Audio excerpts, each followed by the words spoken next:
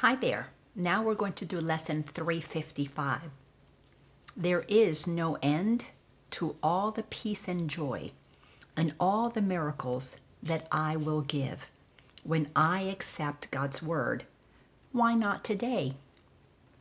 Can you imagine when you accept the truth of who you are, when you're living from your alignment with the source of all that is, when you acknowledge yourself as God created you, when you accept that you are eternal, there can be no end to the peace, to the joy, to the love, to the miracles that you get to experience. Not only do you feel them within you, but you get to give them.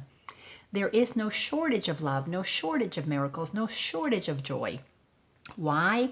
Because you have accepted that you are as God created you. And if God is love and you are love, then love is what you are, and you can extend it, and it's never going to run out.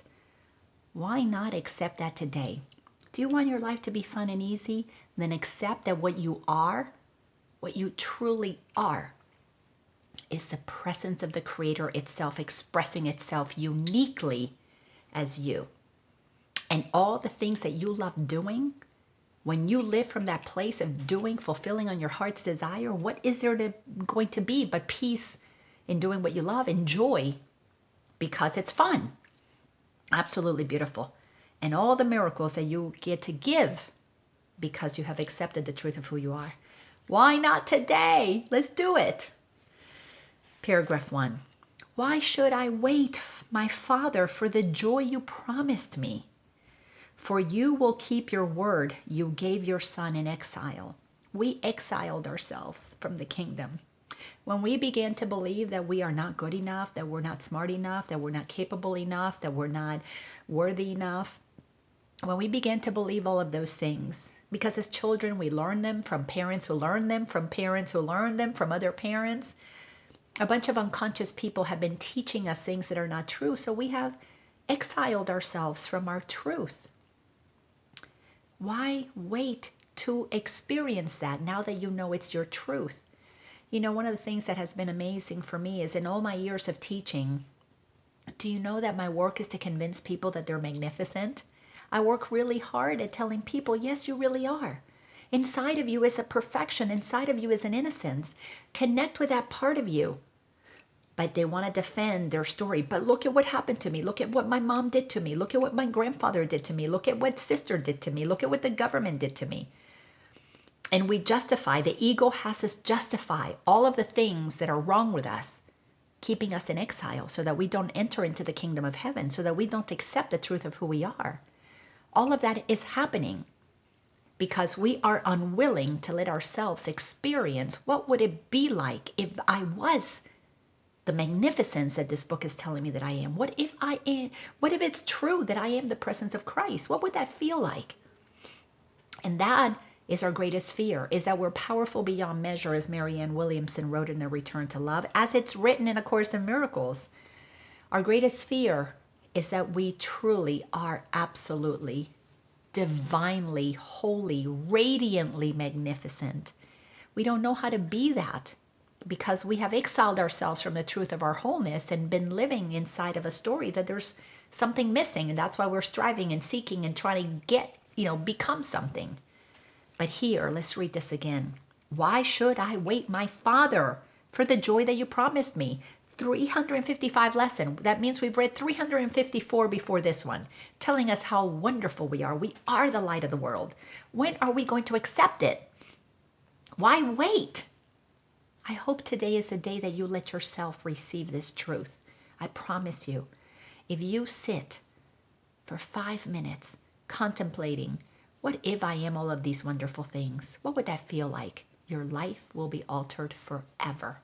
But you have to choose to accept it. Accept what God has already given you is what allows you to shift your life from one of fear into life of love, from one of lack into an abundance that is eternal abundance, never-ending abundance of joy, of peace, of really, truly the things that have value. For you will keep your word you gave your Son in exile. God already promised us. He gave it to us in the beginning, which there's really no beginning. We always have been.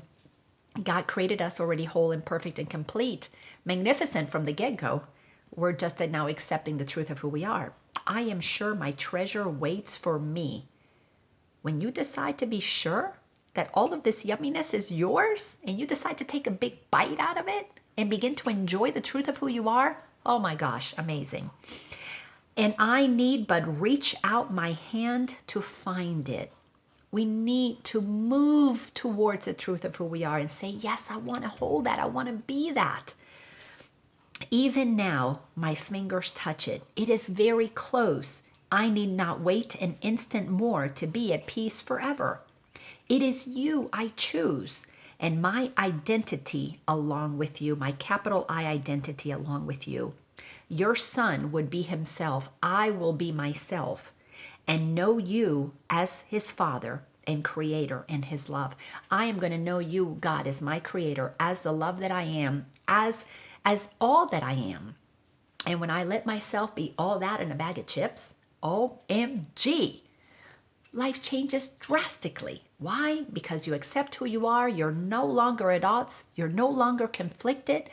Now you don't have thoughts that you're not enough, that you're not your past, you're not what you're going to become one day. Now you are whole, present, and complete in this now moment, being exactly as God created you. It cannot get any better than that. And that's the only way you're going to have everlasting peace and joy. Period. Everything else is a chase. Everything else is a protection. This is the real deal. Yours. But just all you have to do is accept it. It's that simple. One of the hardest things you'll do, but the only thing that will ever give you everything that you've ever been looking for. You have to decide that you are not your human story. You have to decide that what you are is divinely written, unalterable. And why wait to die to experience that expansion? Might as well accept it now.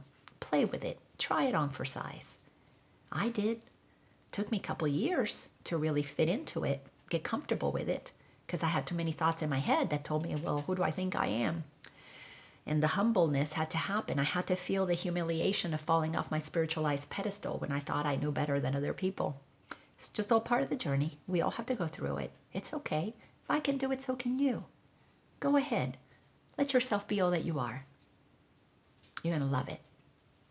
Thanks a bunch, and I'll see you in the next lesson.